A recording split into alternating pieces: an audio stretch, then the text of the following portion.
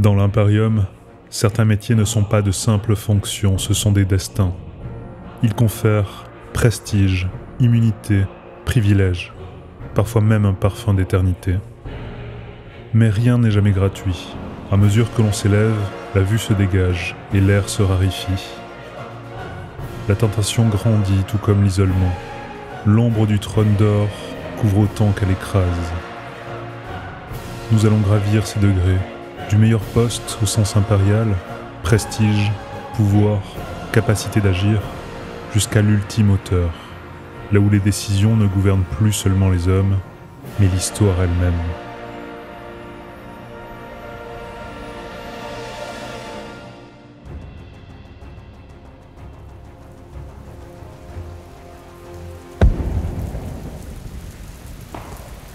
On l'aperçoit d'abord de loin, silhouette noire découpée dans la fumée d'un bombardement, casquette rigide, grand manteau battu par le vent.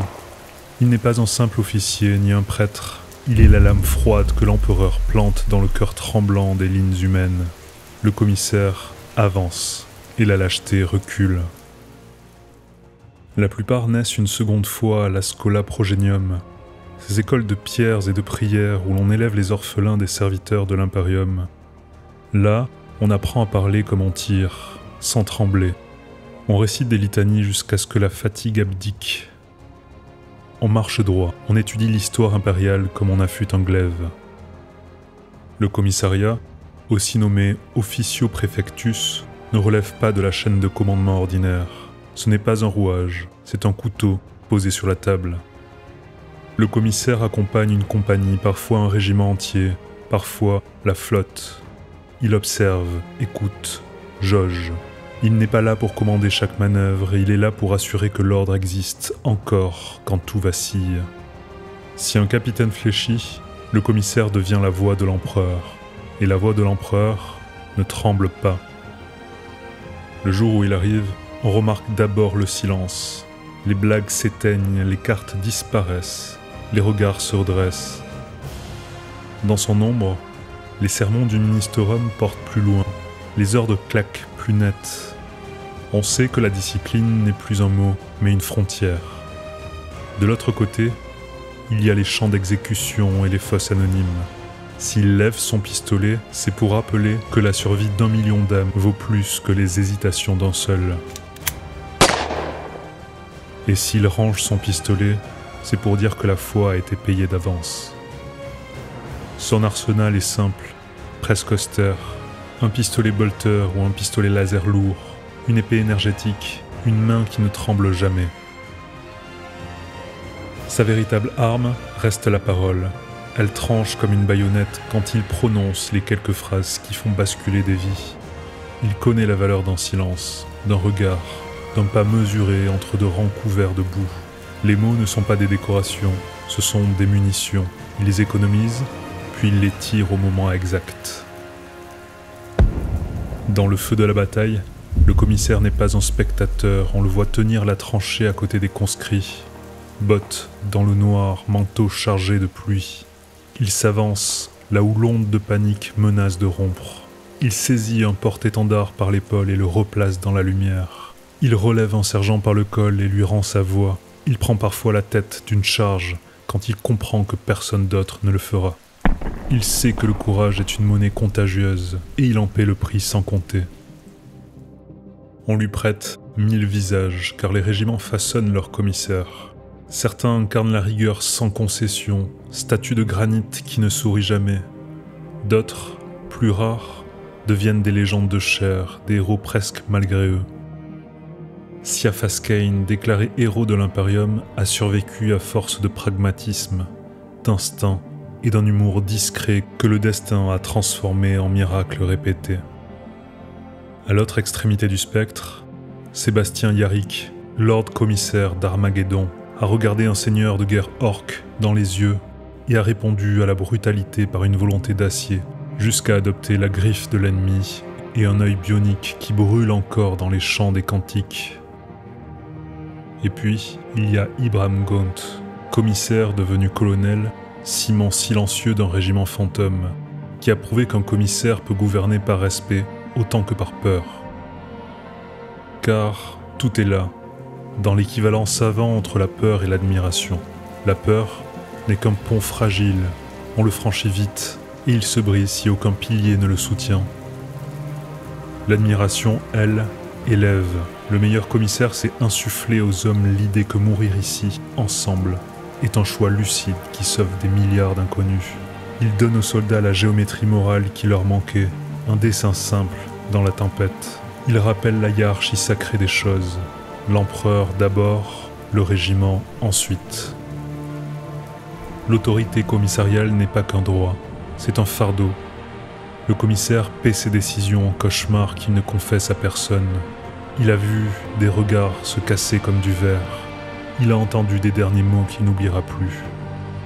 Son âme tient debout grâce à des rituels, des litanies, des pages de catéchisme apprises enfant. Il polit sa confiance comme une lame.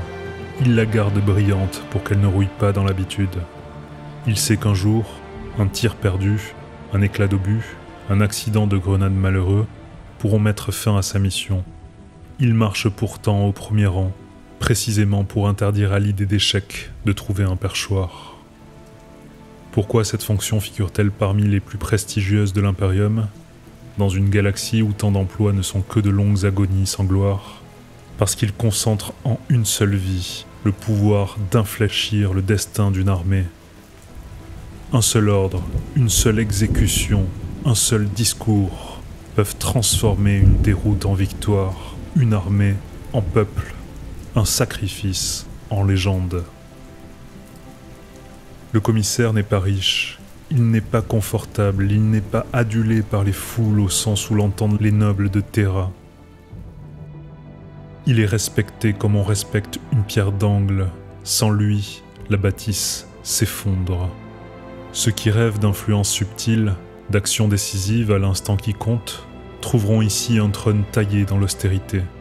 Le commissaire voyage à travers les mondes, il côtoie les commandants et les simples soldats. Il apprend les dialectes de la peur et les grammaires du courage. Il se tient au croisement de l'Astra Militarum, du Ministerum et de l'Administratum, mais n'appartient qu'à l'empereur. Sa carrière n'est pas une ligne droite, c'est une suite de fronts, de noms de plaines, de dates gravées dans le métal et les médailles. Chaque campagne ajoute une strate de lucidité à son regard. Il y a chez les meilleurs une forme d'humilité farouche.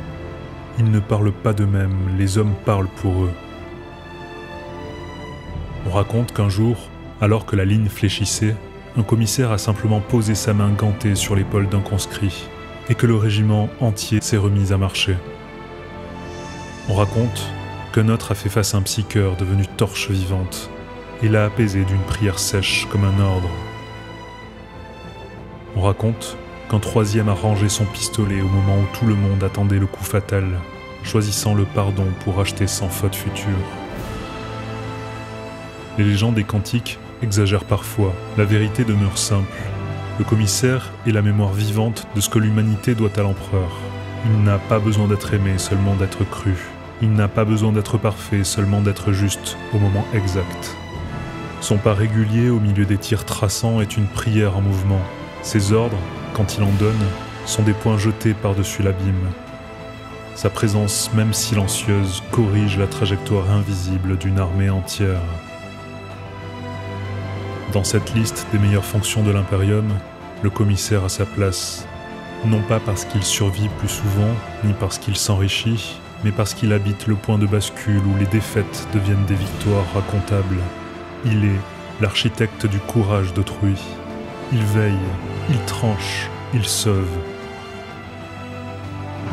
Et quand l'aube se lève sur un champ encore fumant, que les bannières se redressent et que les noms des morts sont prononcés, on comprend ce que son manteau noir a tenu. On comprend pourquoi, malgré la peur qu'il inspire, les hommes se taisent quand il passe et se tiennent plus droit. Dans le vacarme, il marche. Dans le doute, il décide. Dans la nuit, il montre du doigt la direction unique. Et tant que sa silhouette restera visible, l'humanité ne pleurra pas devant l'abîme.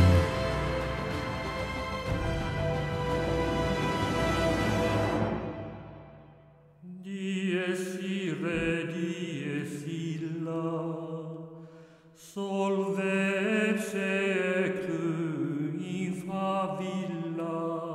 Il arrive avec la cloche et la flamme.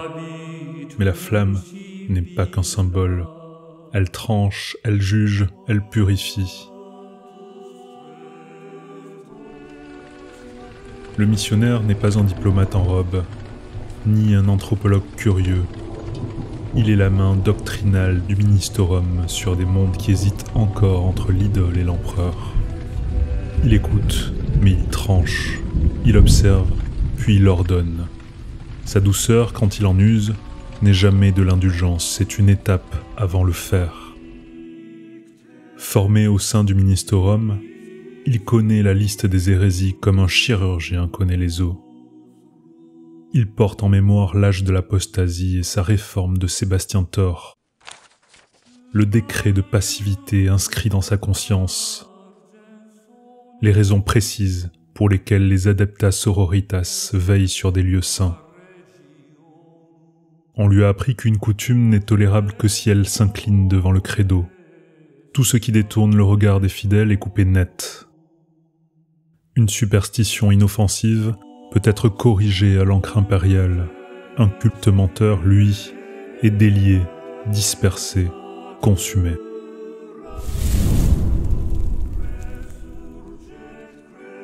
Sur les mondes frontières, sa progression s'accompagne d'ordonnances. Interdiction des oracles privés, confiscation des fétiches qui mordent l'âme.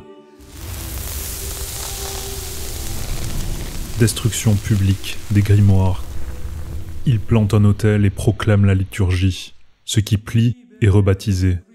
Ce qui résiste est exposé. Alors, la place se vide. Les pénitents dressent une estrade. Les frères pénitents en capuchon apportent le bois. Les bûchers poussent comme des colonnes de feu. On entonne des cantiques du soir. Les sœurs armées encadrent la foule. Et la flamme parle. Le missionnaire ne se réjouit pas de brûler. Il sait seulement que parfois, le mensonge ne recule qu'à la vue d'une vérité en feu. Son arsenal est double. Dans la main droite, la torche, le pistolet. Parfois, les viscérators dans le rugissement coupent court au débat. Dans la main gauche, le livre. Il prêche, il confesse, il excommunie.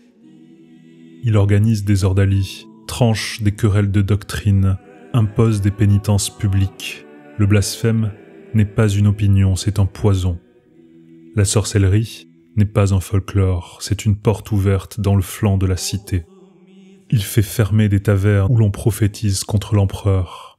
Il renverse des statues quand elles boivent trop de prières. Sa clémence existe, mais elle n'est jamais naïve.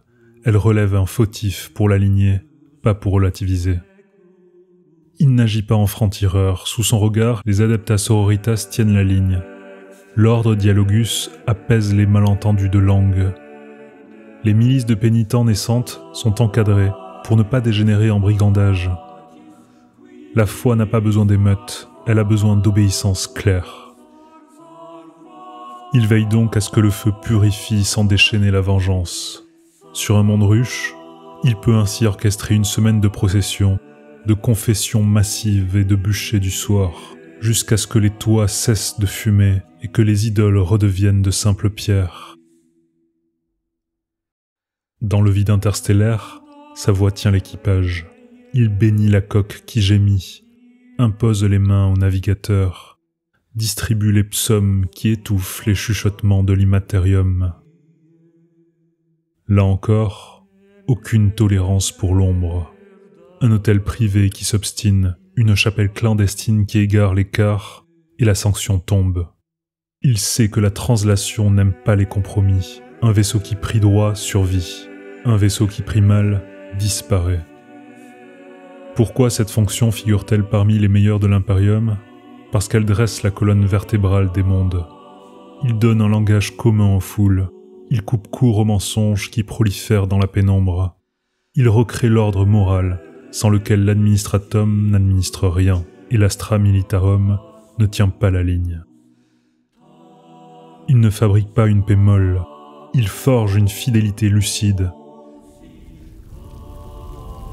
Un champ de bûcher peut sembler terrible à qui regarde seulement la nuit. Le missionnaire regarde l'aube. Il sait qu'au lendemain, on baptisera des enfants avec de l'eau claire dans une place redevenue sûre. On cite des noms pour mémoire.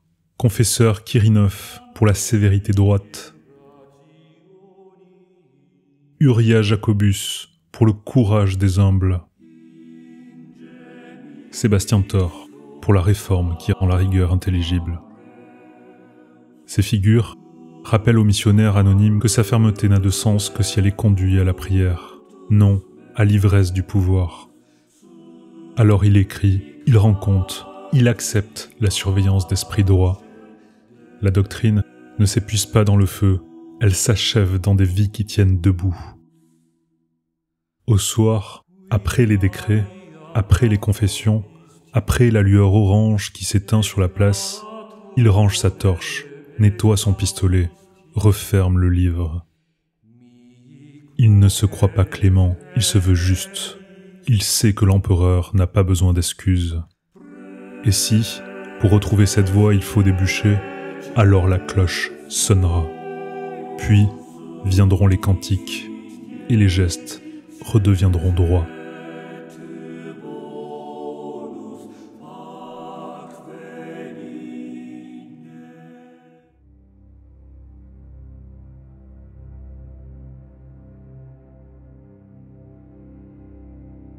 On le distingue d'abord à la façon dont il habite la passerelle, dos droit dans le siège de commandement, main calme sur les accoudoirs, regard posé sur le dôme de verre plombé où s'inscrivent les auspex.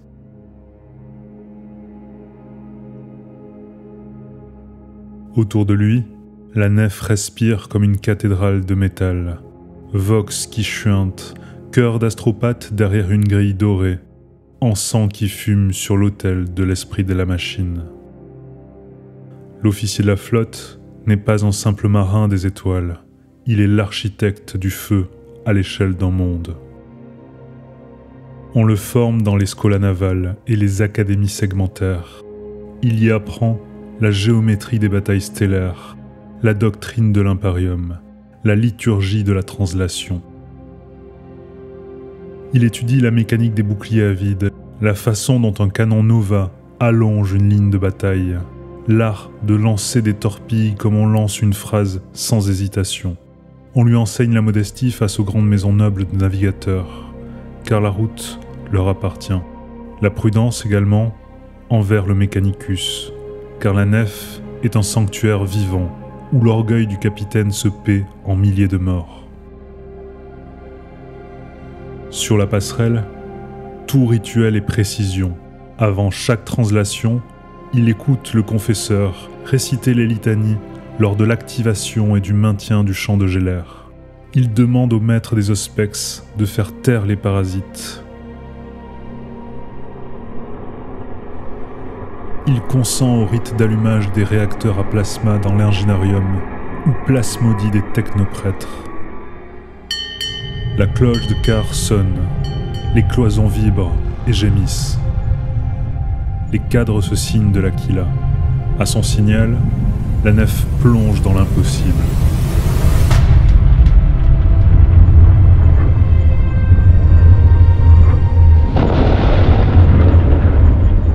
L'immatérium gronde, mais la foi tient le fil.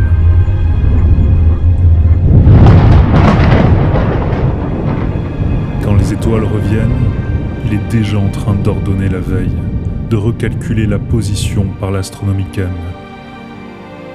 d'écouter l'astropathe livrer un message qui a traversé la nuit.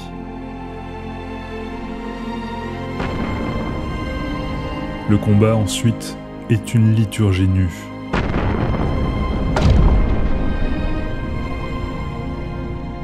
Les macrocanons sont des cathédrales couchées. Leurs munitions longent la coque comme des processions d'acier. Les lances, droites et blanches, percent le vide avec la froideur d'un jugement. Les tubes de proue expulsent des torpilles qui s'allument comme des constellations nouvelles. Il choisit le moment où l'on déploie les Furies et les Starhawks. Quand on charge un canon Nova. Quand on accepte d'échanger des volets de bordée pour fixer l'adversaire. Il sait qu'un ordre donné trop tôt est un acte de vanité, qu'un ordre donné trop tard est un aveu. Alors, il parle juste. La nef obéit, et des cités entières sur la planète en dessous retiennent leur souffle sans savoir pourquoi le ciel vient de brûler.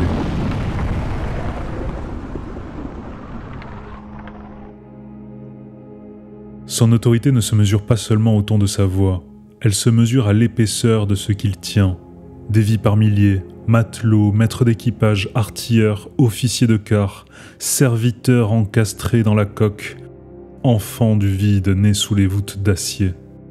Il connaît les ponts où la fatigue se change vite en murmure. Il sait comme le commissariat naval que la discipline est la coque invisible d'un vaisseau. Les fautes se confessent devant l'équipage, les rixes se lavent au fouet, les traîtres prennent le vide. Il n'aime pas l'odeur métallique d'un sas qui s'ouvre sur la mort, mais il accepte qu'une F sans ordre est une tombe ambulante. Il pense en volume, le capitaine planétaire trace ses cartes à la surface de la Terre. L'officier de la flotte, lui, dessine des cônes de tir dans l'obscurité, pèse la dérive d'un croiseur portant encore 3 degrés d'erreur sur l'inertie, imagine la courbe invisible où l'ennemi croit s'abriter. Il sait quand inviter le combat frontal avec un cuirassé hérétique, quand attirer un rider Eldar dans une bulle de furie, quand accepter que le feu des macro-canons soit gaspillé si les lances peuvent, d'un seul trait, éventrer le cœur de l'adversaire. Il parle au monde par le bombardement orbital, comme d'autres parlent par décret. Parfois, il détruit pour sauver. Parfois, il renonce à la force pour une escorte silencieuse qui sauvera 1 million d'âmes sur des transports blindés. La flotte a sa propre sainteté. On y vénère des amiraux qui ont tenu la ligne quand tout pliait. Des campagnes gravées sur des plaques d'inox noir. On y cite la guerre gothique, comme une école de ténèbres et de ruses. On y raconte comment des capitaines ont affronté des forteresses noires plus hautes que des continents. Les légendes ne sont pas des contes, elles sont des diagrammes pour l'âme. L'officier de la flotte s'est composé avec les autres pouvoirs. Les Astartes ne relèvent pas de sa chaîne de commandement, mais il fixe la destination. Il les respecte, il les craint un peu. Il ne leur laisse pas confondre vitesse et stratégie. L'administratum réclame des escortes pour ses dîmes. Le ministorum demande des passages sûrs pour ses pèlerinages. L'Inquisition veut des silences et des détours. Il gère ses priorités sans oublier que la première mission de la flotte est simple. Tenir le vide, refuser aux ennemis l'océan noir où ils prospèrent. Pourquoi ce poste figure-t-il parmi les meilleurs de l'Imperium? Parce qu'il marie la puissance la plus nue à la responsabilité la plus haute. L'officier de la flotte agit à l'échelle des orbites. Il peut d'un mouvement de main sauver un monde d'un blocus, briser une ouague dans l'œuf, interdire à une flotte renégate de franchir un goulet stellaire. Sa vie est faite de routes qui n'existent que parce qu'il les pense et de feux qui ne s'allument que parce qu'il ose. Quand la poussière retombe et que les débris tournent comme des confettis funèbres, l'officier écrit. Il signe des lettres pour des familles qui ne liront jamais. Il valide des réparations qui prendront des mois. Il demande un remplacement pour un maître des ordonnances tombé à son poste. Il écoute le confesseur, accepte une réprimande, refuse une flatterie. La victoire est déjà ailleurs. Une route s'ouvre, un convoi attend, un monde appelle au secours. Alors il se lève, la coque gémit, les auspex chantent, la passerelle se tait et sa voix revient égale. Ainsi, Parmi les meilleurs métiers de l'Imperium, l'officier de la flotte s'impose par ce qu'il sauve et par ce qu'il tient. Il veille sur l'océan noir où l'humanité se tient à peine à flot. Il trace des routes dans l'invisible, fabrique des horizons et interdit des naufrages.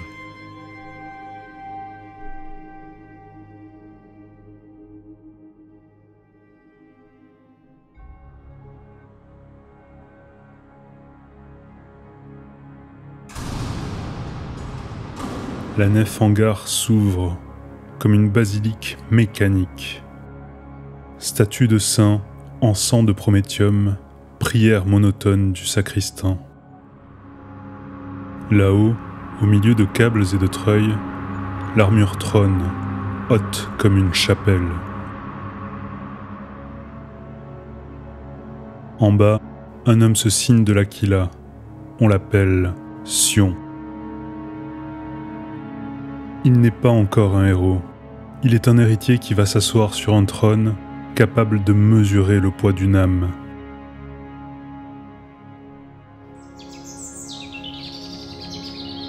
Les chevaliers naissent sur des monts de serment, royaumes féodaux entourés de plaines de fer et de bêtes chtoniennes.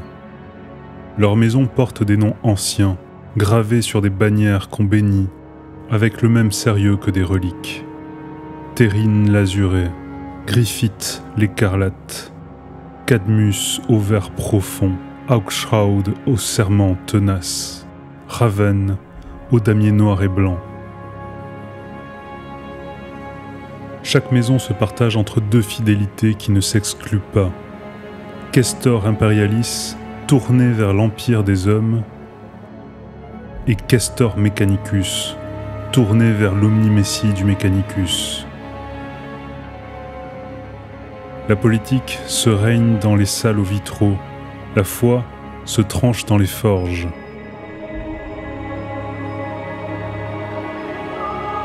Au centre, la loi des serments, ce que l'on promet lit plus fort que le sang. Avant de prendre place, le Sion apprend de tout. Il monte des destriers d'acier aux flancs fumants, s'exerce au tir sur des silhouettes de géants, répète des litanies. Il écoute le précepteur lui raconter les sagas, non pour rêver mais pour comprendre quel genre de mort laisse un nom propre.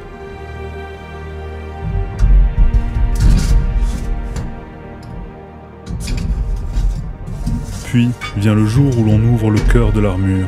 On gravit l'échelle, on s'allonge dans le trône Mechanicum, on accepte les aiguilles qui entrent dans la nuque et les tempes.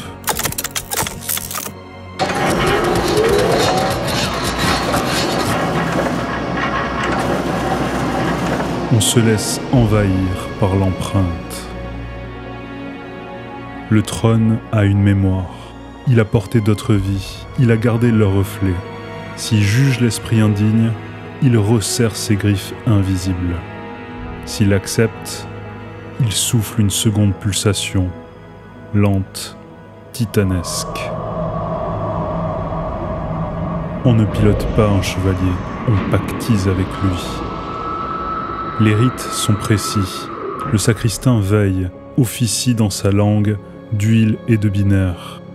Il lit comme un médecin la courbe des réacteurs, apaise l'esprit de la machine quand il gronde.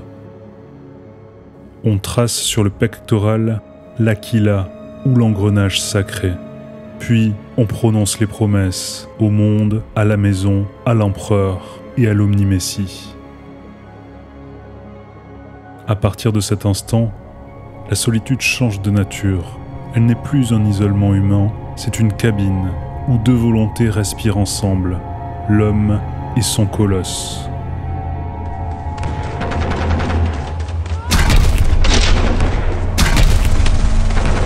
Au combat, l'échelle bascule. Un paladin ou un errant enjambe les tranchées comme des fossés d'enfants. Un galant charge avec ses tronçonneuses et ses gantelets comme un chevalier de tournoi qui aurait avalé une centrale à plasma. Un crusader ou un warden déploie des canons thermiques et des rafales de ferro-acier qui écorche les chars comme du bois tendre. Les dominus, castellans et vaillants, font peser sur le champ entier la géométrie lente d'une artillerie vivante. À leur côté, les Armigers, Warglaive et Elverins trottent comme des écuyers colossaux. On combat rarement seul. Une lance de chevalier, banderole claquant au vent, avance comme une procession armée. Les Vox portent des mots simples.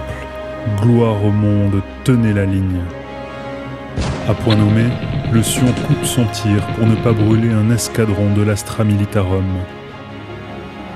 Il accepte le duel, car refuser parfois serait perdre la bataille entière dans l'âme de ceux qui regardent.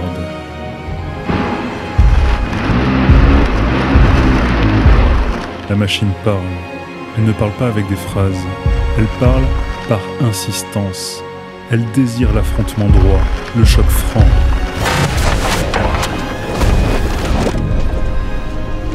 L'odeur d'ozone au contact, comme si chaque duel réécrivait une vieille dette. Le Sion apprend à traduire cette fin en stratégie. Il sait quand céder à l'honneur et quand lui mettre une bride. Il sait que l'orgueil d'acier peut tuer un monde.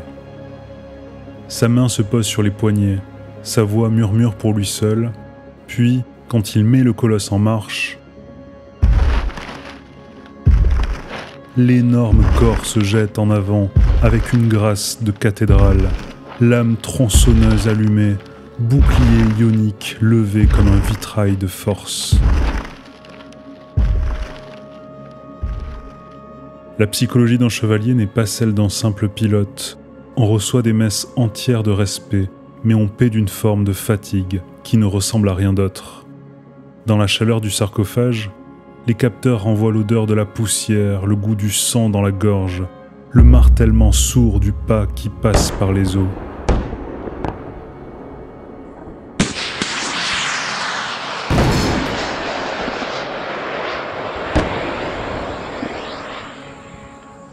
On perçoit les tirs d'artillerie comme une pluie de cloches.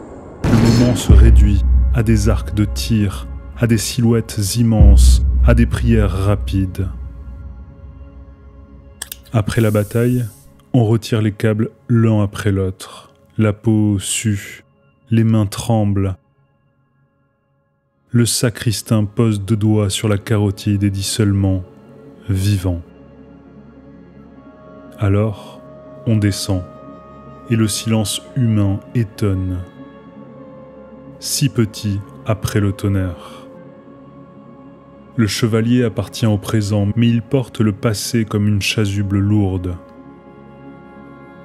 Les salles des maisons alignent les effigies des anciens, armures vides pleines d'histoire. On y lit les noms des morts et les serments brisés. Pourquoi ce métier figure-t-il parmi les meilleurs de l'Imperium ? Parce qu'il concentre dans une seule chair la souveraineté d'une maison, la foi d'un monde et la puissance d'une arme capable de changer une campagne. Tant que ces pas résonneront, l'humanité aura une statue vivante pour dire à la nuit qu'elle n'a pas gagné.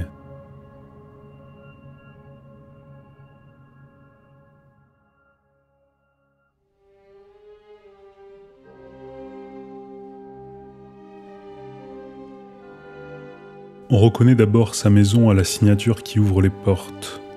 Un parchemin ancien, scellé d'adamantium et de cire, où s'inscrit la volonté impériale. La charte de libre commerce, parfois octroyée par l'empereur en personne durant la Grande Croisade, parfois signée plus tard par les hauts seigneurs de Terra, n'est pas un permis. C'est une couronne. Elle autorise l'inouï, franchir les frontières, négocier là où l'impérium se tait, revendiquer des mondes au nom du trône, commercer même avec l'altérité quand l'intérêt du genre humain l'exige, et revenir vivant pour en rendre compte. Le vaisseau amiral d'une dynastie de libres marchands n'est pas un simple cargo, c'est une cathédrale d'acier qui porte un palais, un arsenal, un chantier, un sanctuaire. Dans la passerelle, au-dessus de la carte stellaire peinte sur peau de bête, et de globes reliés à l'Astro Telepathica, trône le capitaine dynaste, manteau de fourrure, anneau de sceau, regard qui mesure des immensités. À sa droite, le navigateur, troisième œil voilé. À sa gauche, l'explorateur du Mechanicus, barbe de câble, psalmodiant binaire au coin de ses lèvres. Plus loin, le missionnaire du Ministerum, prêt à bénir une colonie comme allumer un bûcher si le ver de l'hérésie sort d'une idole. Autour, gravite un sénéchal qui sait compter l'avidité comme d'autres comptent les étoiles, un maître canonnier, une archie militante qui commande les armes, une cohorte d'hommes du vide à la loyauté payée chaque mois et scellée par des chants. La vie d'un libre marchand n'est pas un commerce, c'est une suite d'actes fondateurs, tracer une route dans l'immatérium praticable, là où la carte n'a que des marges. Dresser une stèle de prise de possession sur une plage de verre. Négocier un tribut avec une peuplade humaine qui avait oublié Terra. Arracher à un tombeau Xénos un fragment d'archéotechnologie et décider si le transmettre sauvera des milliards ou tentera des milliers. Bâtir un comptoir qui deviendra un port, puis une ville, puis la graine d'un monde loyal. Chaque décision lie l'avenir d'autres vies. Chaque signature engage la dynastie entière. Il faut donc une psychologie rare, l'audace comme respiration, la prudence comme seconde nature, l'instinct du serment.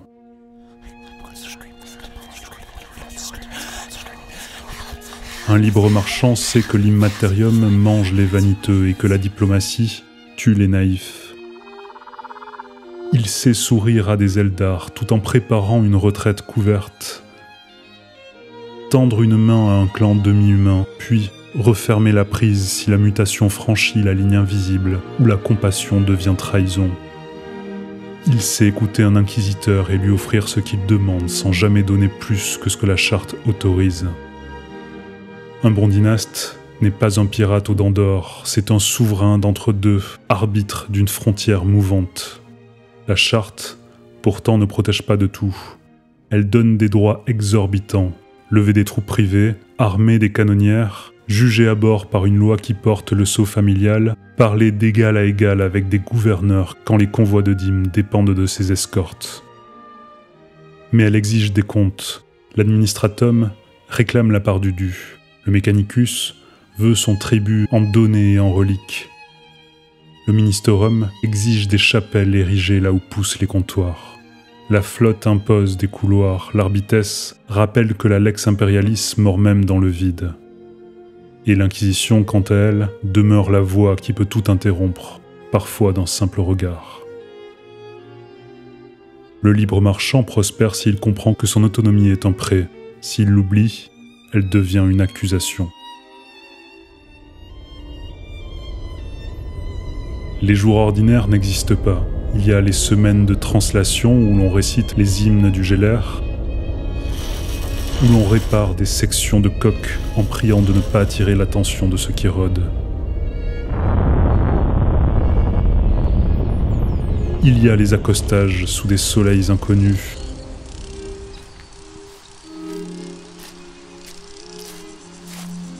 où la gravité a une odeur différente et où l'on marche le pistolet à la cuisse. Il y a les salles d'audience improvisées, tables lourdes, tapis Xénos, coupes d'or où l'on sourit sans boire et où chaque phrase a une lame cachée. Il y a surtout ces heures où la chance hésite, un auspex qui capte un écho, un astropathe qui murmure un nom interdit, un mécanisme qui se remet à chanter après 10 000 ans de silence. Alors tout bascule, les grands dynastes apprennent à peser l'irréversible. La tradition des maisons tresse la légende et la facture. On expose dans des galeries les trophées qui sont des fragments d'histoire. Un masque de seigneur corsaire, l'ossement poli d'une bête d'acide, une statue de grès noir portant au front un alphabet oublié. On lit des noms des ancêtres, héroïques au sinistre, conquérants qui livrèrent à l'impérium 3 systèmes fertiles, fous qui vendirent leur charte en échange d'un pacte avec les puissances de la ruine. capitaine perdu dont ne retrouvera que les coffres à seaux flottants près d'un astre froid. Chaque dynaste vit avec ses fantômes. Il sait qu'il n'hérite pas d'un butin mais d'une exigence. La morale n'est jamais simple sur la frontière. On peut employer des mercenaires abhumains si la mission l'exige. Tolérer des marchés gris tant qu'ils ne menacent pas la pureté de la foi. Retarder la venue d'un missionnaire pour stabiliser une colonie. On peut aussi sacrifier un comptoir pour ne pas livrer à des mains douteuses un artefact qui chanterait trop fort. Le libre marchand apprend la hiérarchie vraie des compromis. L'or peut être sacrifié, la réputation aussi. La parole donnée, plus rarement. L'âme, jamais. Et il faut évoquer la guerre, car elle vient toujours. Les dynastes véhiculent des canons autant que des traités.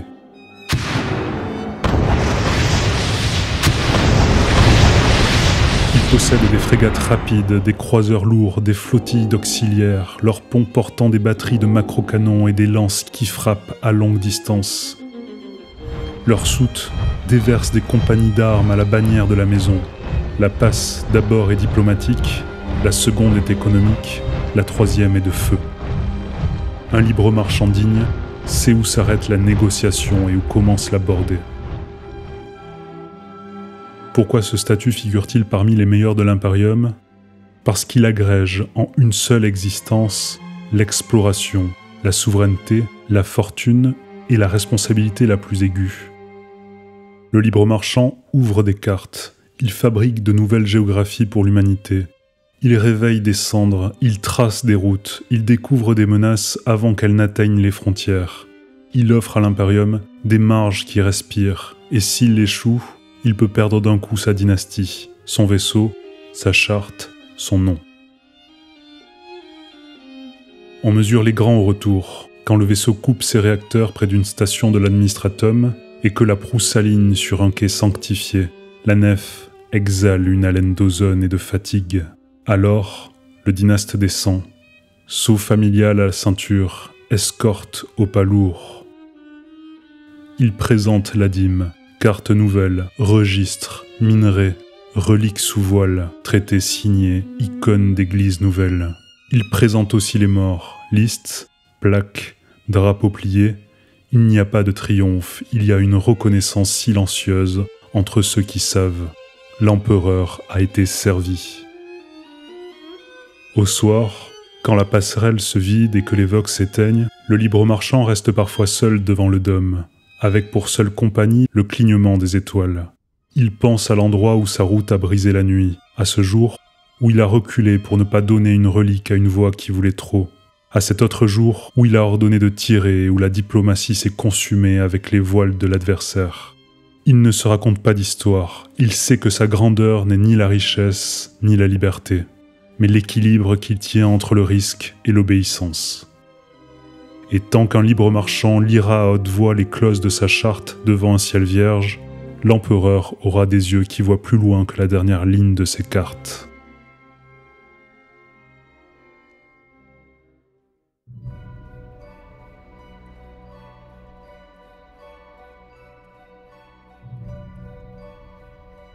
On ne règne pas sur un monde, on tient une balance. D'un côté, la dîme, la foi, la loi. De l'autre, la faim, la peur et la lente pourriture des bas niveaux. Le gouverneur planétaire vit dans cet entre-deux, sous des plafonds trop hauts pour un seul cœur, entouré de cartes en relief où l'on confond vite les districts avec des plaies. Son pouvoir n'est pas un caprice dynastique, il vient d'une investiture écrite en chiffres et en dogmes, mandat de l'administratum, onction du ministerum, scellé du segmentum, serment prêté devant l'adeptus arbites qui rappelle, par sa simple présence, qu'un trône planétaire n'est jamais au-dessus de la lex imperialis. On l'appelle seigneur planétaire, haut préfet, parfois seulement gouverneur. Les titres changent, les taux demeurent.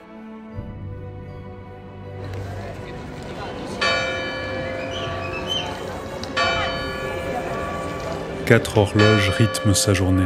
La première sonne à l'aube, la dîme. Des scribes récite les quotas comme des psaumes tristes. Combien de tonnes de prométhéum, combien de barres d'agrimonde à expédier, combien de macro-chargeurs, combien de régiments à lever pour l'Astra Militarum. Le gouverneur signe, amende, ajoute des exceptions pour les districts qui mourront si l'on pressait plus fort. Il secundime gracier coutailleur, au munitorum qui gronde, à un front lointain qui comptera ses obus au lieu de prier. Il travaille dans la nuance, mais la nuance a des griffes. La deuxième horloge, à midi, est militaire. Les forces de défense planétaire défilent dans les cours. On teste les boucliers d'hommes.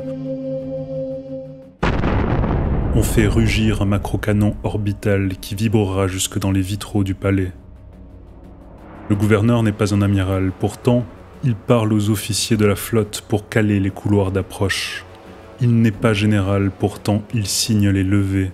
Il homologue les plans d'alerte. Il autorise la démolition d'un quartier si un culte a trop profondément miné ses fondations. Il sait qu'un monde sans ciel armé est déjà un cadavre. Il sait aussi qu'une milice trop riche finit par ressembler à une noblesse qui se cherche un prétexte. La troisième horloge, l'après-midi, est liturgique. Le ministorum vient réclamer des terres. L'ordre sororitas exige l'agrandissement d'un couvent. Les processions doivent pouvoir traverser les cités sans entraîner d'émeutes. On restaure, on bâtit, on bénit, et parfois on purifie. Dans les souterrains, les sectes poussent comme des moisissures. Fraternité xénos maquillée en entraide, culte genestealer qui prospère dans l'odeur d'huile rance, charlatan psycheur qui coupe l'âme pour vendre les rêves. Alors, les estrades se montent, les pénitents assemblent des fagots, la place est tenue par l'arbitesse. La flamme se lève et l'on chante des litanies qui couvrent les cris. Le gouverneur n'allume pas lui-même, mais son sceau grésille sur l'ordonnance qui autorise. C'est une justice dure, et pourtant, mal appliquée, c'est une injustice pire, la vengeance. Le meilleur gouverneur veille à ce que le bûcher reste un verdict, non une habitude.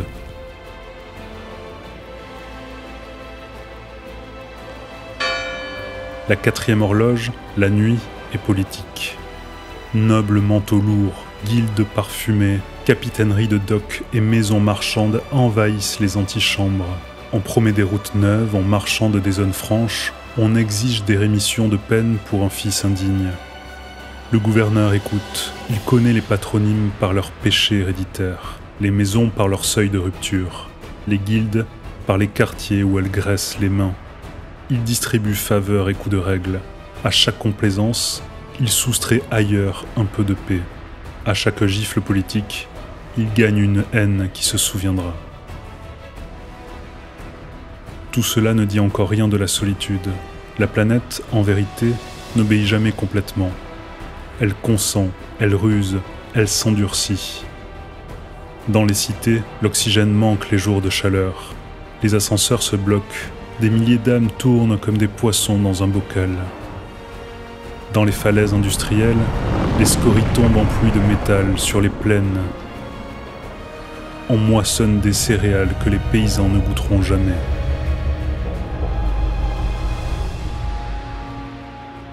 Le gouverneur doit aller voir. S'il reste longtemps au palais, il n'entend plus que le bruit des tapis.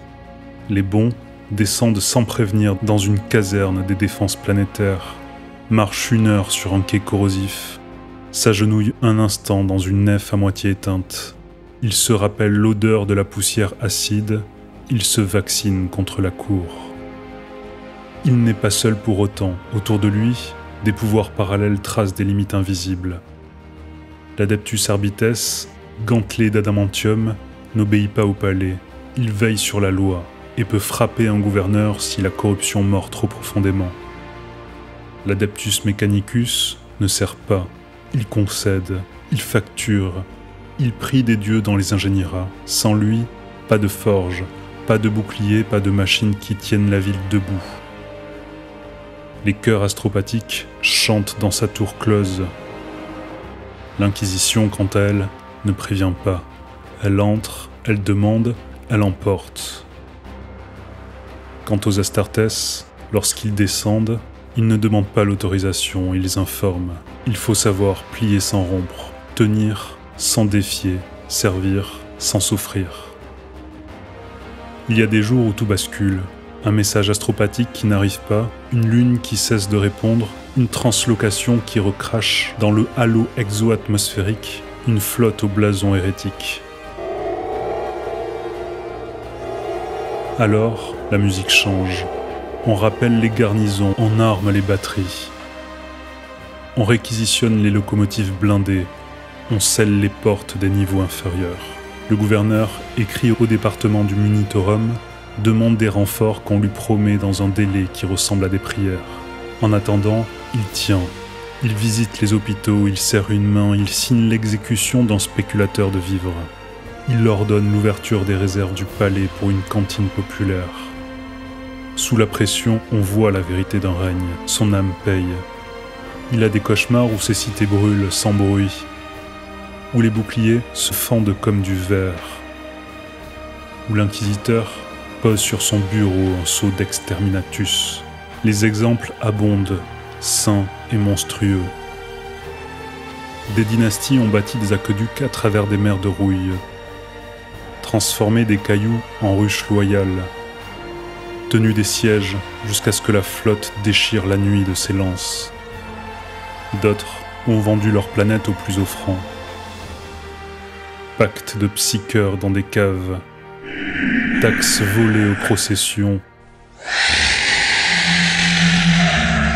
culte couvé par paresse ou orgueil. Les premiers laissent des avenues, des écoles, des champs du soir. Les seconds laissent des noms que l'arbitesse grave sur des pierres noires. Pourquoi cette fonction figure-t-elle parmi les meilleures de l'Imperium ? Parce qu'elle conjugue l'amplitude absolue et la responsabilité irrécusable.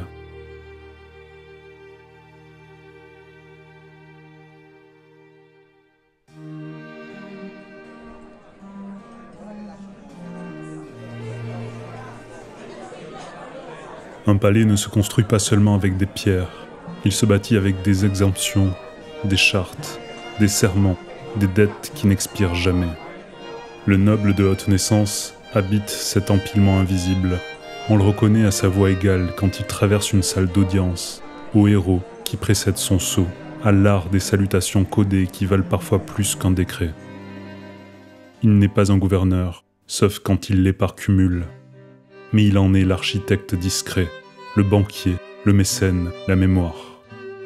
La noblesse impériale n'est pas une caste simple, elle est une mosaïque. Partie haute des cités ruches qui respirent un air plus cher que l'or. Seigneurs féodaux d'Agrimonde. Dynastes de guildes millénaires. Patriciens des ports stellaires.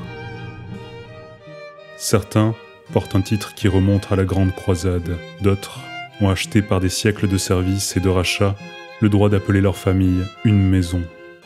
Tous partagent trois choses: la propriété, la clientèle, l'héraldique. On apprend très tôt à survivre à la hauteur. Les enfants des maisons vont à l'académie, parfois à la scola si l'on veut leur inculquer l'acier par la foi, parfois à l'université d'un secteur où l'on enseigne l'art de négocier avec un cardinal sans lui donner son âme. On les forme à la liturgie de la table, car un dîner mal tenu peut coûter un quai. On les forme à l'arithmancie des dîmes, au vocabulaire des contrats qui engagent des siècles. On leur enseigne l'étiquette devant le mechanicus, l'art de payer une relique comme on paie une machine. La prudence devant l'arbitesse, la révérence utile devant l'inquisition.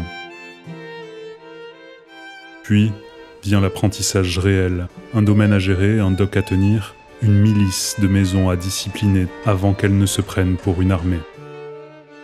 La journée type d'un haut noble ressemble à un morceau d'horlogerie. Le matin, la trésorerie. On ouvre des coffres où les chiffres pèsent plus lourd que le métal. Les fermages montent des plaines. Les rentes des guildes coulent comme des fleuves lents. Il faut payer les réparations d'un dôme, financer la restauration d'un transept, acheter une ligne de munitions au Minitorum pour honorer un contrat. Le noble lucide sait qu'une fortune qui ne circule pas devient un soupçon. Il investit dans la pierre, dans l'acier, dans la foi.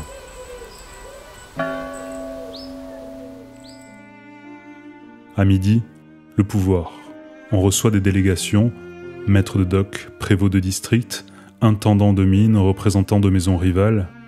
On conclut une paix commerciale qui empêchera une émeute. On règle une vendetta en achetant un nom. On échange un bout de quai contre une route sécurisée. Les milices de maison défilent dans les cours intérieures, manteaux aux couleurs de l'héraldique, fusils polis. On les emploie à garder les entrepôts, à escorter les convois, à prêter main forte à l'arbitesse quand il convient d'être loyal en public. Une milice trop sûre d'elle se transforme en sédition. Un noble digne n'oublie pas que la force doit rester prête et non autonome. L'après-midi, la liturgie. Une maison sans chapelle est une maison suspecte. On finance une nef nouvelle, on offre un vitrail, on fait venir un missionnaire pour bénir les ateliers. On présente au Minitorum des contes qui respirent la piété. Parfois, on signe les ordonnances qui purifieront un quartier. Bûcher du soir, procession encadrée, bannissement d'une confrérie charitable qui gardait dans ses caves des crânes trop bavards. Le noble n'allume pas la torche. Il assume que sa signature vaut brasier quand il le faut. La tolérance est une monnaie, pas une vertu. On en dépense un peu pour acheter la paix, on la retire d'un coup, quand la paix s'achète au prix de l'âme.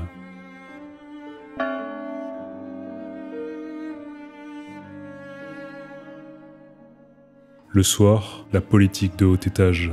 On monte dans les salons où les plafonds sont peints avec des batailles anciennes. Là, on sourit aux ennemis, on complimente leurs musiciens, on parle bas. On prépare une alliance matrimoniale qui scellera deux docks.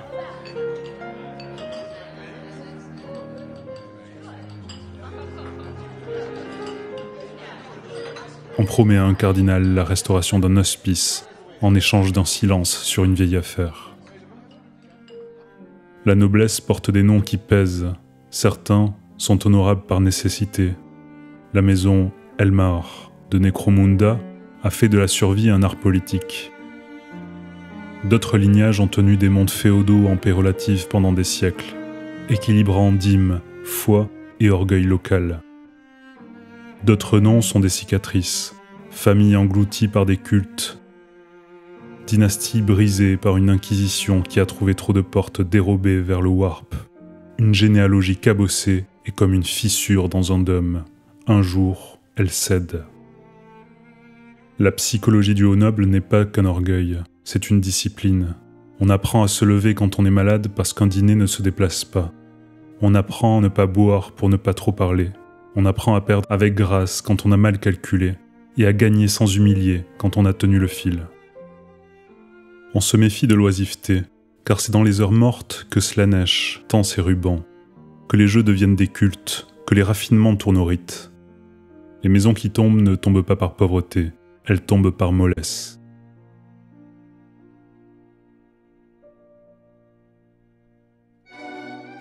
Il faut parler des risques, car ils donnent à la fonction sa valeur réelle. L'assassinat est un langage. On vit sous verrière blindée, on goûte chaque plat. On change d'itinéraire sans prévenir, on fait vérifier les serviteurs par des confesseurs. Une signature trop dure vous offre un duel le lendemain. Une clémence mal placée vous attire un corrupteur. L'arbitesse vous observe. L'Inquisition n'a pas besoin d'être invitée. Le Mechanicus peut cesser de répondre si l'on oublie que ces prêtres ne sont pas des prestataires. Pourquoi ce rang figure-t-il parmi les meilleurs de l'Imperium ? Parce qu'il conjugue confort, durée et impact réel. Un noble de haute naissance peut traverser la tempête galactique à l'abri d'un palais qui ne voit pas la pluie. Mais il façonne, s'il est à la hauteur, des décennies de stabilité. Il finance des ponts, des écoles, des hospices et des docks, des boucliers et des reliquaires. Il amortit les erreurs d'un gouverneur. Il rend soutenable la dîme. Il donne au ministorum des lieux où prier sans émeute. Il prête à la flotte quand l'urgence brûle. Au dernier moment du jour, les salons se vident. Les musiques meurent dans les galeries. Le noble reste seul un instant devant une fenêtre qui donne sur la ruche, ou la mer, ou la plaine. Il ouvre un coffret, prend un anneau de sceau lissé par des générations. Il pense aux morts dont il porte le nom, à ceux qui viendront après. Puis, il souffle les bougies. La nuit a ses cultes et ses bûchers. Son rôle est de décider lesquels, demain, auront le droit d'exister. Tant qu'il tiendra cette balance, sobrement, le monde sous sa fenêtre tiendra aussi.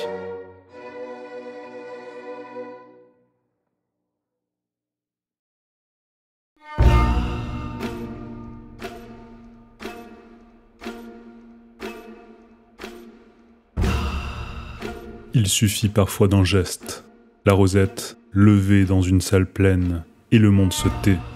L'inquisiteur n'a pas besoin d'un trône, ni d'une armée personnelle. Il porte une clé, et cette clé ouvre toutes les portes autorisées par l'empereur. On l'imagine en juge immobile. Il est surtout un chasseur, de mensonges, de cultes, de choses qui murmurent derrière la matière. Là où les autres administrations comptent, nourrissent, administrent, l'inquisiteur déniche, interroge, tranche. L'Inquisition protège l'humanité de ce qu'elle n'est pas prête à voir. Il en existe 3 colonnes majeures. L'Ordo Hereticus scrute l'hérésie humaine. Culte du warp déguisé en charité. Psycheurs non sanctionnés, gouverneurs qui confondent le droit et leur plaisir. L'Ordo Xenos garde la frontière mouvante avec l'altérité.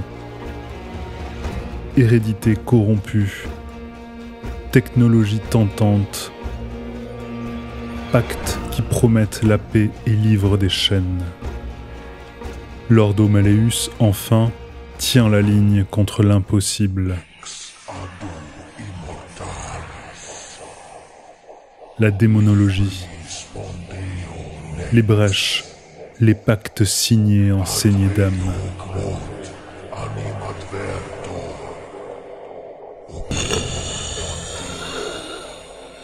Autour gravitent des ordos mineurs pour des plaies spécifiques.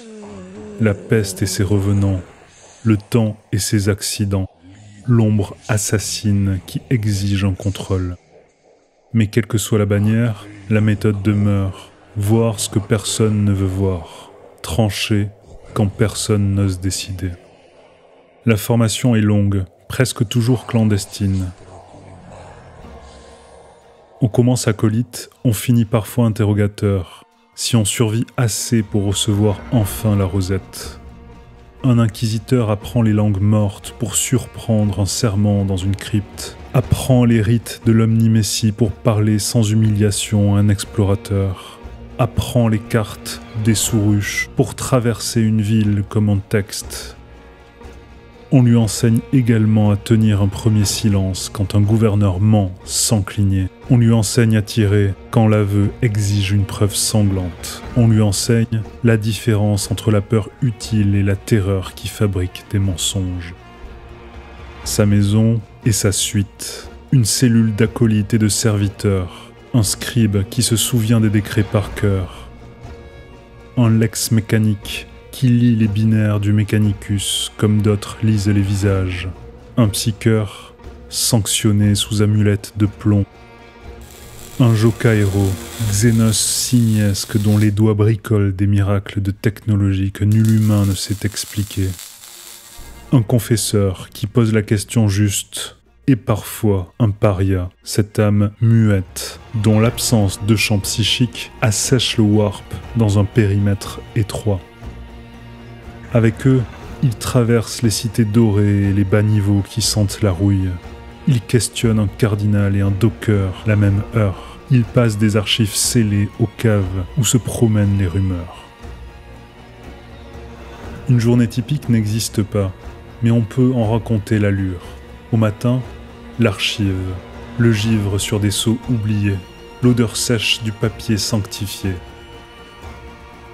On compare des homélies prêchées dans 3 districts lointains. On y repère la même inflexion hérétique, un mot importé qui n'appartient à aucun dialecte local. On signe 3 mandats, l'un pour saisir des registres de dîmes, l'autre pour interdire une confrérie, le dernier pour mettre sous surveillance un noble qui travaille trop tard.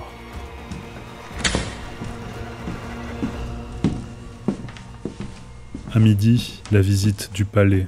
La rosette posée sur la table, le gouverneur comprend qu'on ne marchande pas, il obtempère. Et s'il est digne, il remercie d'avoir appris à temps.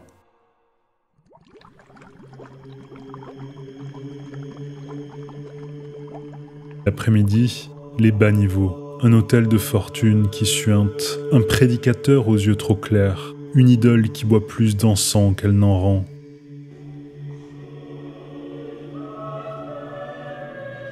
Les sœurs armées ferment la place. L'arbitesse délimite. Les pénitents empilent le bois. Le soir, le feu. Le bûcher n'est pas une fête, c'est une chirurgie publique. La flamme tient lieu d'argument quand la bouche du mensonge refuse de se taire. La guerre de l'Inquisition est une grammaire. Les mots d'abord, interrogatoire sobre, serment, serre du langage qui finissent par arracher l'aveu juste. Les signes ensuite, sceaux de pureté, pentacles tracés à la craie, runes hexagrammiques pour tenir un cercle, huile consacrée sur des armes. Puis les munitions, infernaux pour la corruption, psychout pour la sorcellerie, bolt griffé de prières courtes. Quand l'adversaire n'a plus de visage, l'armement devient liturgie. On récite, on tire, on récite encore. On scelle les bouches et les portes. On consigne. Ce qui ne peut être sauvé ne doit pas survivre. L'inquisiteur ne commande pas tout, mais il peut requérir presque tout.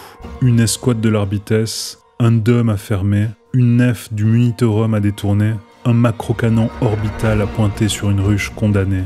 Il parle à la flotte pour un couloir silencieux. Il parle au Mechanicus pour un auspex que l'on n'atteindra pas. Il parle parfois à des Astartes, non pour donner des ordres, mais parce que l'ennemi exige un marteau que nul mortel ne devrait soulever. L'exterminatus n'est pas sa manie, c'est son extrémité. Il peut le déclencher si le rang, les sceaux et les circonstances s'alignent, via la flotte ou un chapitre qui accepte.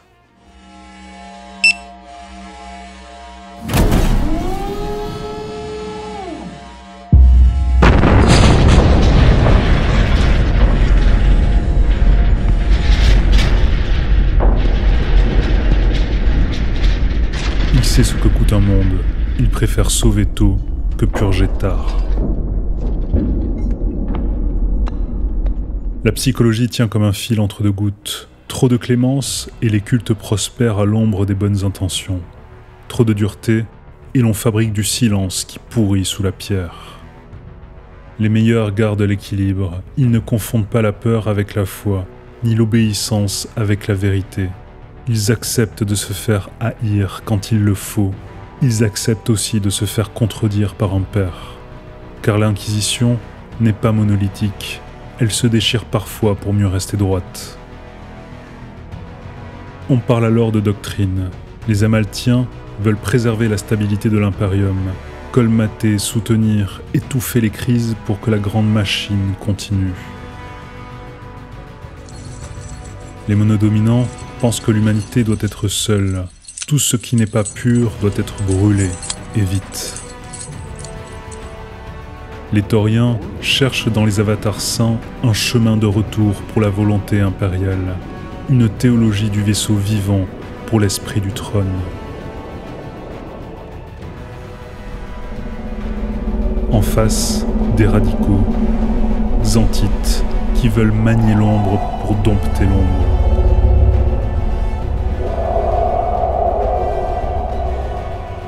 istvanien qui croit que les conflits aiguisent la lame et qu'il faut parfois provoquer une crise pour sauver le long terme. Recongréganiste qui démonte des institutions moisies pour en rebâtir des scènes. Un puritain brûlera un manuscrit douteux, un radical le lira pour comprendre l'ennemi. Tous deux prétendent servir. Les noms célèbres sont des pédagogies en chair. Gregor Eisenhorn, l'inquisiteur qui voulut sonder trop loin les ténèbres et dont les mains se couvrirent d'ombre à force de vouloir saisir la lumière. Gideon Ravenor, cloué dans une chrysalide de métal, esprit net qui fit travailler l'intelligence comme une armée. L'inquisiteur Cryptman, qui dévia une flotte ruche en condamnant des mondes entiers à la mort, au point d'être lui-même excommunié pour avoir sauvé le reste. Karamazov, trône ambulant, justice flamboyante qui préférait les vérités qui tonnent. Cotéaz, marteau levé, maxime sèche, l'innocence ne prouve rien. On loue, on condamne, on discute. L'Inquisition contient ses saints et ses monstres, souvent dans la même personne. Pourquoi cette fonction figure-t-elle parmi les meilleures de l'Imperium ? Parce qu'il agit à l'endroit où la ruine naît, avant de devenir armé. L'inquisiteur arrache la racine, il sauve des milliards de vies en brûlant sang. Sa grandeur n'est pas sa gloire, c'est l'utilité terrible. On confond souvent l'autorité avec l'impunité. Un inquisiteur digne sait qu'il sera jugé aujourd'hui par un conclave, demain par un père, un jour par l'histoire.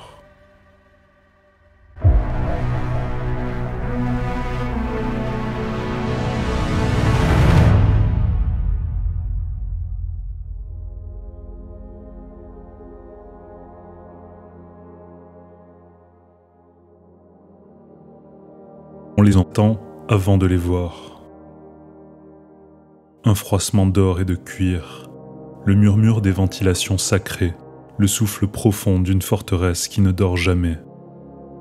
Ils traversent les galeries du palais comme des colonnes en marche, ombres lourdes derrière des flammes votives. Les custodiens ne sont pas des Space Marines, ils sont plus singuliers, plus proches, plus anciens.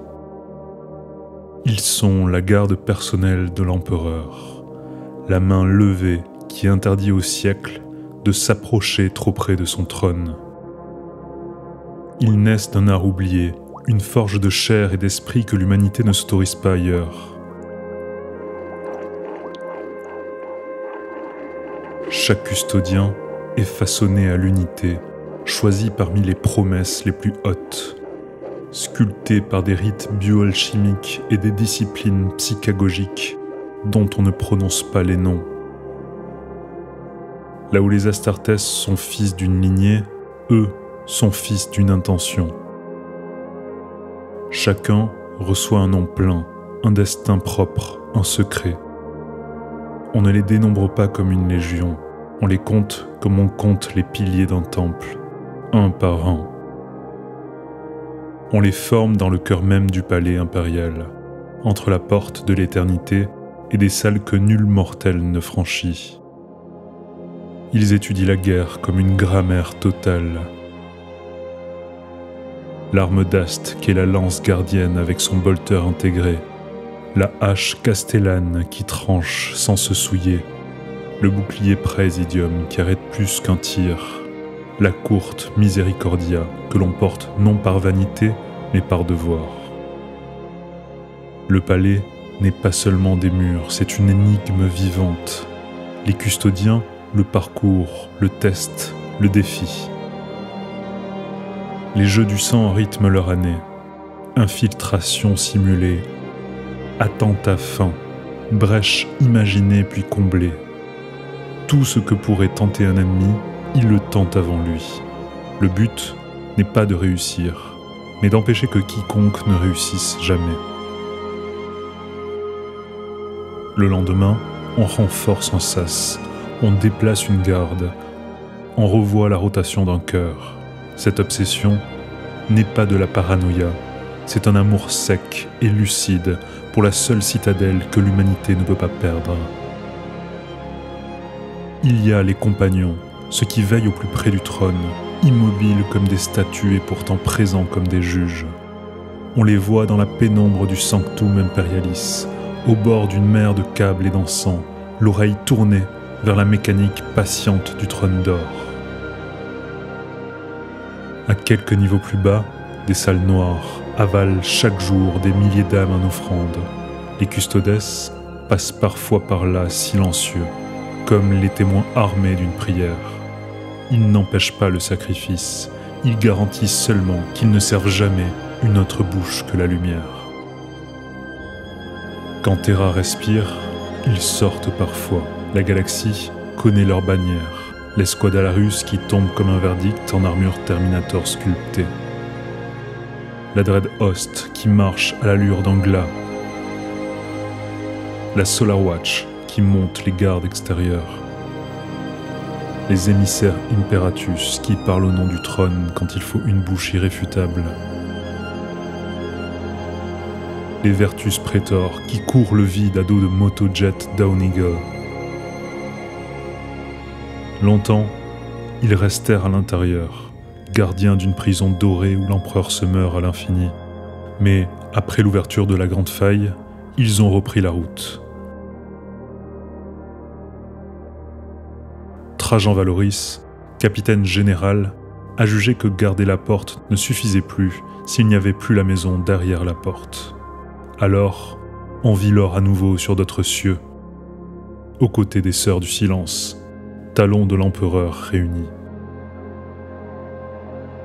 Leur histoire pèse. Constantin Valdor, à l'aube, figure longiligne et terrible, escortant le maître de l'humanité à travers la trahison et le siège. Les custodiens menant Alicia Dominica jusqu'au sanctum durant l'âge de l'apostasie pour qu'elle entende, seul ce qui vaut plus qu'un décret. Leur vexilia plantés dans la poussière de Terra quand le monde entier n'était plus qu'un cimetière défendu. On parle rarement de leur mort parce qu'on parle rarement d'eux, mais chaque nom gravé dans les cryptes du palais raconte une bataille que d'autres ne verront jamais.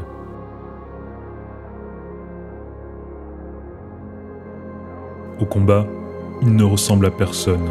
Un seul custodien peut faire tenir une ligne où 10 Astartes se briseraient. Non par mépris des Astartes, mais par une nature différente. Vitesse, prescience, géométrie du duel, précision de l'impact. Ils ne chargent pas, ils tracent. La lance s'abaisse, l'ennemi recule pour la première fois de sa vie. Une rafale percute à bout portant, la hache bascule comme un verdict. Leur psychologie est faite de silences qui ne sont pas vides. Ils ne s'appellent pas frères, ils se reconnaissent par leur mérite. Ils s'autorisent la contradiction, parfois vive, car l'obéissance aveugle ne protège personne au pied d'un dieu. Ils se méfient du confort, ils méprisent l'ornement inutile, ils nettoient leur armure comme on polit un serment. Ils ne prêchent pas, mais leur simple présence réordonne une salle. Un cardinal parle plus droit, un noble oublie un caprice, un général rectifie sa carte. L'Inquisition les respecte, l'Arbitesse s'écarte, les Astartes inclinent la tête. Aucun n'obéit à l'autre, mais tous savent que ces guerriers sont la ligne qui ne doit pas céder. S'ils demandent, on donne. S'ils préviennent, on entend. S'ils condamnent, le feu suit. Pourquoi cette fonction figure-t-elle parmi les meilleurs de l'Imperium? Parce qu'il est le plus pur, pas le plus doux, pas le plus long, pas le plus riche, mais le plus pur car c'est un service sans détour et sans carrière. Un custodien ne cherche pas la gloire, il la rend inutile. Sa récompense est dans l'instant où la menace ne franchit pas un seuil, où une balle se perd contre un bouclier invisible, où un sorcier comprend trop tard que sa parole ne pèse rien face à une volonté d'or. Et le soir, quand la nef du palais s'assombrit, quand les cœurs se taisent, quand des salles noires ont consommé leur tribut quotidien et que la ville sous les dômes se prépare à dormir, on voit encore passer une silhouette d'or vers la porte de l'éternité. Elle ne ralentit pas, elle ne regarde personne, elle entre. Et tant qu'elle entrera, l'humanité aura un lendemain.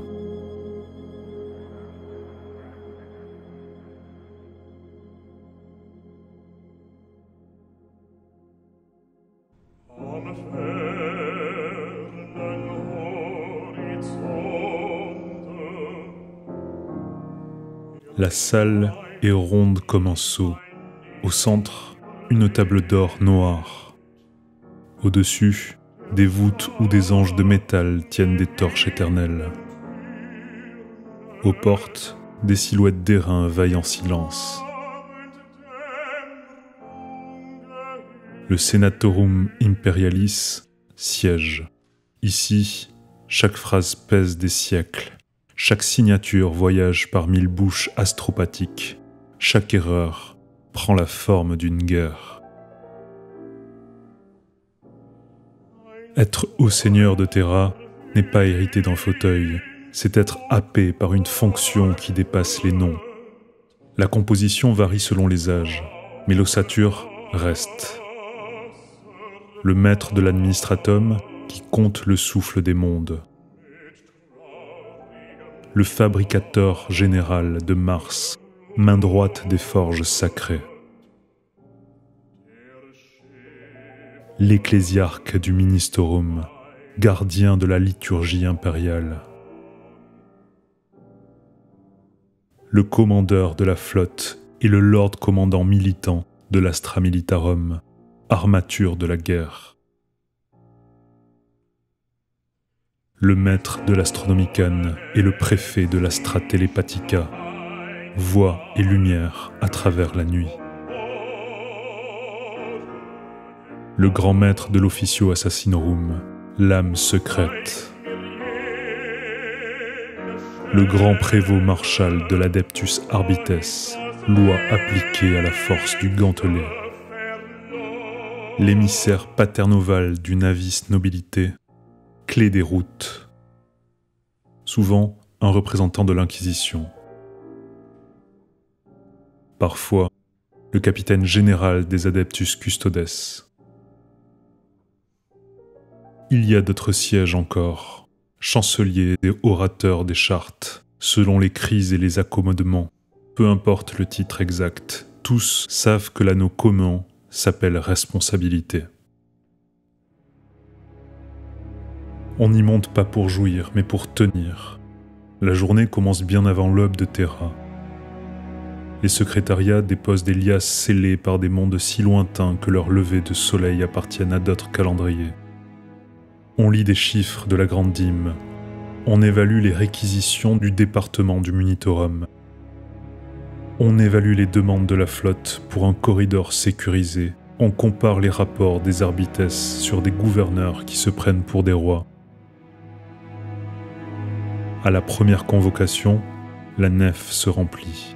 Les custodiens restent immobiles, présence qui interdit aux mensonges d'oser. On écoute un chœur astropathique chanter la carte des incendies, alors commencent les décisions.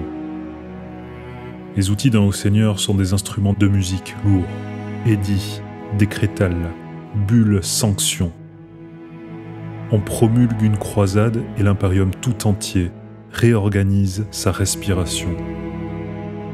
On ratifie une création de secteurs et des lignes d'approvisionnement s'inventent à travers le vide. On autorise une fondation de chapitres Astartes et, des siècles plus tard, des bannières nouvelles se lèvent sur des mondes que l'on ne verra jamais. On réécrit la cadence de la dîme, on statue sur l'orthodoxie d'un rite pour clore une querelle entre Mars et un gouverneur trop zélé. On confirme la guerre sainte qu'un ecclésiarque a déjà enflammée. On signe parfois les mandats qui permettent aux organes compétents de recourir à l'extrême. Lorsque la peste, le démon ou l'essaim de tyrannide changent un globe en piège, chaque seau posé allume quelque part une usine, une procession, une charge de cavalerie ou un bûcher du soir. La tentation vit à cette altitude. Le souvenir de l'âge de l'apostasie reste comme une brûlure sous le protocole. Un homme couronné d'orgueil fit plier la salle et trembler l'Empire. Il fallut la marche d'une sainte, l'acier des custodes et le verbe de Sébastien Thor pour révauder le tissu. Depuis, les sièges se surveillent entre eux. L'Inquisition garde ses yeux ouverts. Mars ne livre jamais tout sans recevoir des gages. Et le Ministerum rappelle que la foi se meurt si on la boit comme du vin. Le Senatorum vit de contrepoids. Un siège n'est fort que parce que l'autre le regarde. L'après-midi apporte la géométrie du vide. La flotte réclame l'autorisation de réquisitionner des chartes marchandes. Le navis nobilité prévient que l'océan noir avale des routes vieilles de 10 millénaires. Le maître de l'Astronomicon demande plus de psycheurs. Et déjà, les salles noires calculent ce que coûtera la lumière à Terra. On tranche en tenant l'âme et le métal dans la même main. Trop de lumière et l'Empire saigne son futur. Trop peu et des secteurs deviennent muets. On vit au bord d'un équilibre qui n'a pas de mot simple. Le soir, c'est la politique à visage découvert. Noble guilde planétaire, libre marchand, ambassade de chapitres, légat des forêts aruspices du Mechanicus, représentant de l'Ordo Hereticus ou Malleus. Un haut seigneur digne sait dire non sans humilier et oui sans se vendre. Il accepte l'impossible, donner raison à deux adversaires à des échelles différentes. Il se méfie d'un triomphe sonore quand on meurt plus tard de ce genre de musique.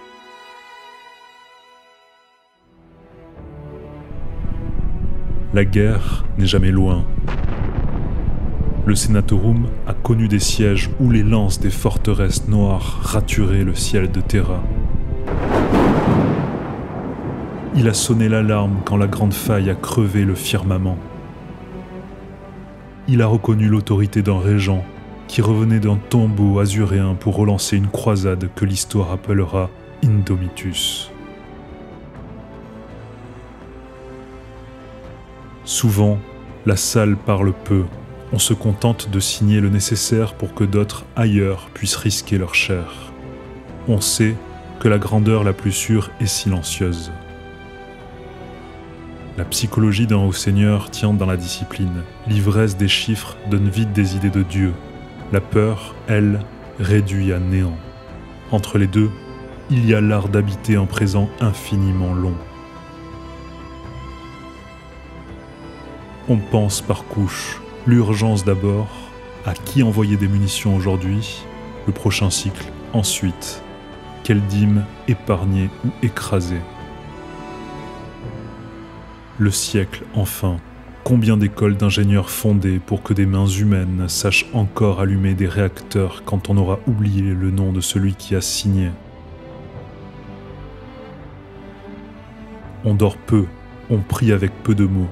On accepte d'être haï par ceux qu'on sauve à distance. Le Senatorum Imperialis est l'endroit où se dessine l'horizon d'une espèce entière. Tant que, dans cette salle, des hommes et des femmes accepteront de porter ce prix sans fuir, l'humanité gardera une colonne vertébrale. Et demain, lorsque les cloches du Senatorum sonneront, Terra se lèvera. Et avec elle, des milliards de vies qui ne savent pas le nom de ceux qui les ont laissés respirer.